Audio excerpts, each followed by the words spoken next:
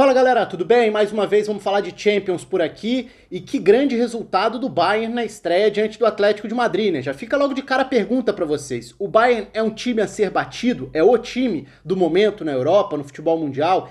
Mantém, e qual é a mensagem que essa goleada diante do Atlético de Madrid numa estreia de fase de grupos passa pra vocês? Que é reforçar a ideia de que é o time que tá no topo, o time que terminou a temporada passada voando, nesse início de temporada teve algumas oscilações, sofreu um pouco com o calendário, chegou a perder a invencibilidade naquele jogo contra o Hoffenheim dentro da Bundesliga também, eu falei sobre esse jogo aqui, vou deixar o link aqui em cima. Enfim, é uma estreia pesada no ponto de vista de resultado contra um adversário forte como é o Atlético, um time que costuma se fechar bem nesses grandes jogos, e você conseguir estrear com 4-0 diante desse nível de adversário, reforça essa mensagem, né? Passa a mensagem. Aqui tá um favorito. Aqui tá o atual campeão. Aqui tá um time para ser muito respeitado. Agora, foi um jogo interessante, porque não é que o Atlético tenha sido atropelado o jogo todo, ou que o Bayern tenha conseguido criar uma chance atrás da outra, não. O Atlético competiu bem em alguns períodos do jogo, mas não teve a precisão e não teve a competência também, é claro, para aproveitar o que tinha construído, e aí foi atropelado depois por um adversário implacável. Acho que esse é o adjetivo pra gente usar pro Bayern nesse jogo especificamente. Implacável no sentido de não perdoar as chances, coisa que o Atlético fez. Então eu vou, por exemplo, listar momentos dos 4 gols aqui para botar no contexto de como o Atlético dava um sinal de que estava vivo, não aproveitava e era castigado na sequência. Se o Atlético não aproveita e se você não aproveita a chance que você tem diante de um adversário desse nível, a chance de você ser castigado é grande. E acho que o placar passa muito mais por isso, por esse Bayern implacável, do que por um Bayern num dia de rolo compressor, atropelando. Não foi exatamente isso. Não foi aquela atuação em que o Bayern não deixou o adversário respirar o tempo inteiro. Coisa que a gente sabe que o Bayern é capaz de fazer também. Mas nem foi o caso dessa vez na estreia da fase de grupos da Champions. Convido você a se inscrever, clica aqui embaixo. Se você ainda não se inscreveu, ativa o sininho da notificação, deixa a curtida no vídeo, deixa o comentário aí também. Quero saber o que vocês pensam sobre o jogo, sobre as atuações de um lado, do outro também, sobre o placar, a goleada, outros jogos de Champions, de repente ainda dá tempo de falar sobre alguns deles, vários foram bem interessantes, eu ainda tô correndo atrás para ver todos eles, ou quase todos eles, mas vamos então falar sobre o campinho, falar sobre a estrutura dos dois times. Então, em termos de ideias, de propostas, o que tinha ali nas formações? O Atlético, com as suas duas linhas com 4, sendo o Llorente o meia pela direita, Ferreira Carrasco como meia pela esquerda, Coque e Héctor Herrera formando a dupla central, João Félix encostando no Suárez, sem grandes surpresas aí no sentido de escalação do lado do Atlético. Do outro lado, no Bayern, alguns problemas, né? O Gnabry ficou fora, o Sané ficou fora, ou seja, com menos opções pelos lados, o Thomas Müller acabou sendo empurrado para o lado do campo, então o Thomas Müller de um lado com o Coman do outro, e aí o Tolisso ganhando uma oportunidade, e aí a gente começa a entrar em alguns dos personagens da partida. Mas Tolisso, Goretzka e Kimmich formando esse trio central, sendo o Tolisso um pouco mais solto, mais avançado em relação aos outros dois.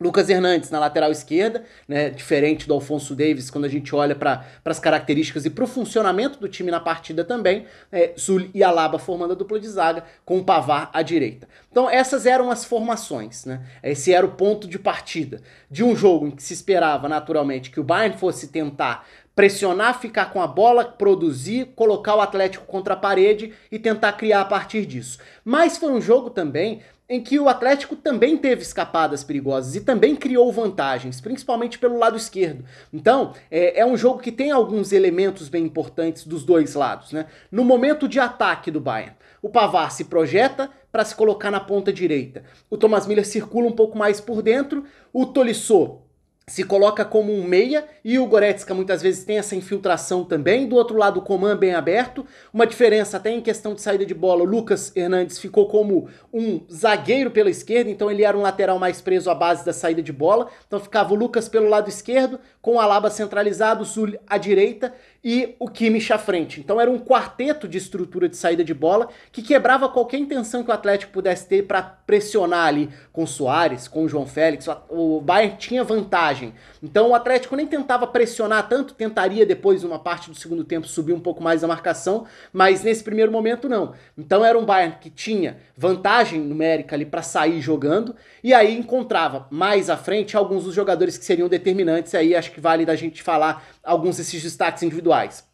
Kimmich, mais uma vez, fantástico, né? Um jogadoraço, um jogador espetacular pela qualidade, capacidade de ditar o ritmo no meio campo, de distribuir jogo. É impressionante o que ele faz no centro do campo. Aliás, o passe dele pro primeiro gol é fantástico, porque é um momento em que o Atlético tá com 9 jogadores marcando a entrada da área, então tá com o time todo preenchendo esse espaço, e ele acha uma inversão de bola pro Coman na diagonal para entrar na ponta esquerda e finalizar para fazer 1-0. Então esse passe do Kimmich que começa a abrir o jogo já é um passe diferente de um jogador que condiciona completamente o funcionamento. Então Kimmich é um ponto a se destacar.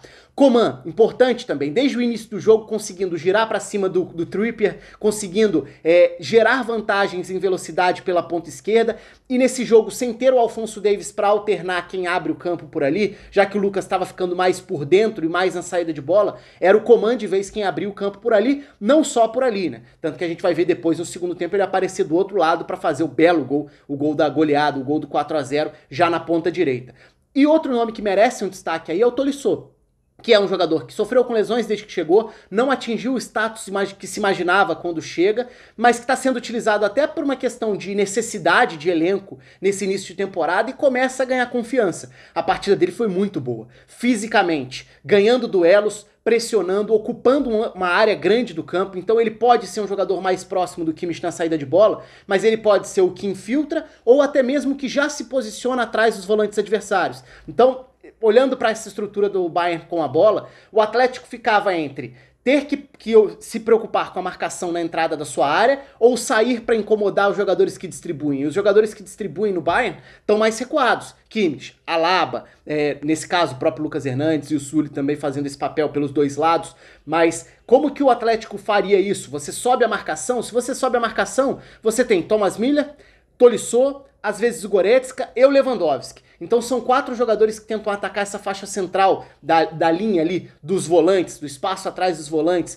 Então é um Bayern que de certa forma tenta te encurralar por todos os lados. Agora, eu falei que o Atlético também conseguia ter escapadas, e conseguia muito pelo lado esquerdo, porque é o lado que tem Renan Lodge e Ferreira Carrasco, ou seja, 2 jogadores que têm explosão, que têm aceleração, e era um lado que até por contar com o Thomas Müller como esse ponta direita, que não fica preso à ponta, até porque circula muito, nem sempre vai ter a recomposição tão rápida. E mais, né, o Pavard, que se projeta e fica bem espetado na ponta direita, também não vai estar sempre posicionado lá atrás. Então as escapadas do Atlético por esse lado representaram um perigo. O Atlético conseguiu criar, faltou aproveitar, faltou concluir melhor, fosse na finalização ou no passe final. E aí talvez tenha ficado um dos grandes pecados do Atlético, não conseguir produzir mais a partir das vantagens geradas por essa dobradinha pelo lado, porque em alguns momentos Renan Lodge e Ferreira Carrasco conseguiam chegar com superioridade no setor do Pavard, só que daí a criar chances claras, isso nem sempre aconteceu. Agora, vamos entrar no ponto que eu citei sobre como os gols do Bayern mostram um Bayern implacável contra o Atlético. Por que eu tô falando isso? O primeiro gol do Bayern sai do grande passe, que eu até já ilustrei aqui o momento da inversão de bola, do lançamento do Kimmich pro Coman. Esse lance é logo na sequência de uma chance clara criada pelo Ferreira Carrasco na ponta esquerda. O Carrasco consegue passar pela marcação, cruza e o Suárez finaliza para fora, uma chance clara ali já dentro da área.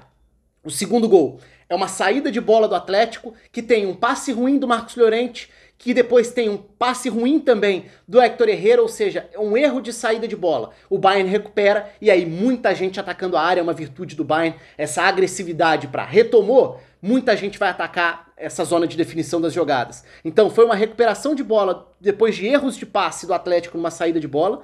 O Bayern ataca rápido, o Coman inverte, encontrando a finalização do outro lado com o Goretzka.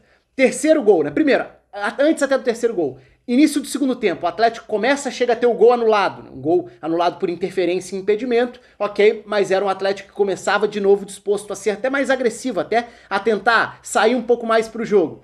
O terceiro gol sai logo na sequência de uma grande chance do Carrasco. Mais uma vez, jogada que chega ao lado esquerdo do ataque com chance de finalizar, de aproveitar. Ele finaliza para fora. Logo na sequência, sai o terceiro gol da equipe do Bayern, que é na sequência de uma bola parada, o golaço do Tolisso no chute de fora da área, então não foi exatamente um contra-ataque aquele lance, mas foi o lance seguinte, de novo mostrando esse lado implacável de você não vai aproveitar a chance que tem contra o Bayern, você vai ser castigado.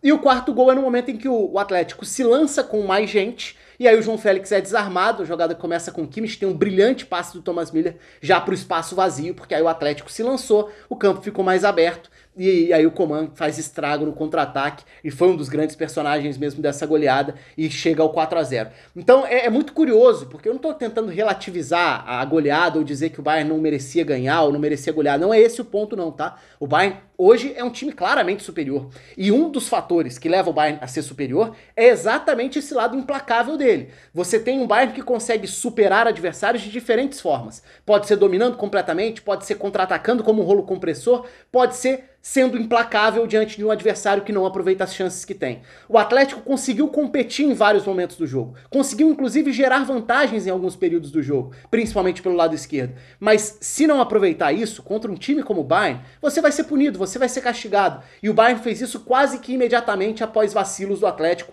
nos 4 gols marcados. Então acho que é um tópico mais curioso do que qualquer outra coisa. A velocidade com que o Bayern castigou o Atlético dentro da partida. O Atlético não conseguiu ter um lado direito, embora até tenha criado chance com o Trippier indo à frente, mas sofreu também defensivamente por esse setor, não conseguiu ter no Marcos Llorente essa figura do jogador que infiltra e se projeta, como fez bem como atacante, dessa vez era o meia pela direita, mas aí também tem a ver com um lado melhor preenchido e melhor equilibrado, porque como o Lucas não se mandava tanto por ali, o Bayern tinha um jogador a mais para esses momentos de transição defensiva, então a defesa estava um pouco mais protegida e o espaço ficava menos aberto para o Marcos Llorente se projetar, então acabou sendo um setor a menos pro Bayern ter que se preocupar, já que já teve problemas nessa temporada com essas transições defensivas.